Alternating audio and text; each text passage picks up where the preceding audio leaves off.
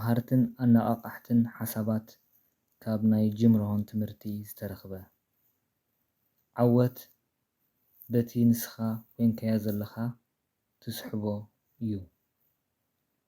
እቲ ንስኻ ትኾኖ ዝያዳ የገድስ ካብቲ ንስኻ ትረኽቦ። ሕጉስ ክትከውን እንተደሊኻ ከመይ ጌርካ ከም ትሕጎስ ኣጽንዕ።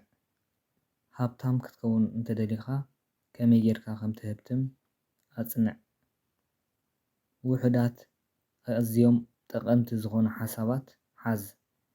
ዓብይ ዝኾነ ከዓ ተግባር ፍጻመ ግበር። ትምህርትኻ ናብ ተግባር እንተወሲድካዮ ሃብታም ክትከውን ኢኻ። ነቲ ኩነታት ክንቅይሮ ኣይንኽእልን ኢና፣ ንነብስና ግን ክንቅይራ ንኽእል ኢና። ተመሃራይ ኩን ሰዓቢ ግን ኣይትኹን።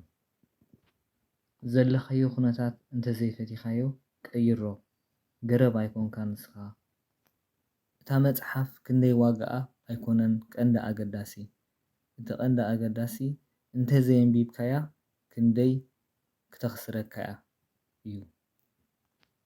ሓጎስ ንመጻኢ ተጽንሖ ኣይኮነን፣ እንታይ ደኣ ንሕጂ ትፈጥሮ እዩ። ኩሉ ግዜ ልዕሊ እቲ ትኽፈሎ ዝያዳ ስራሕ ጸዓር። እዚ ከዓ ኣዝዩ ክቡር ዋጋ ዘለዎ ሰብ ዝገብረካ እዩ።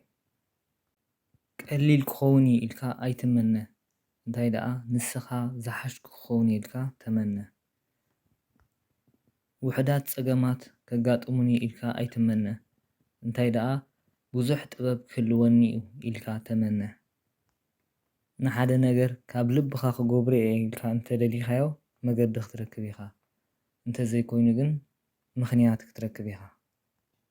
ክሳብ መዓስ እየ ክፍትን ክሳብ ዘዕወት?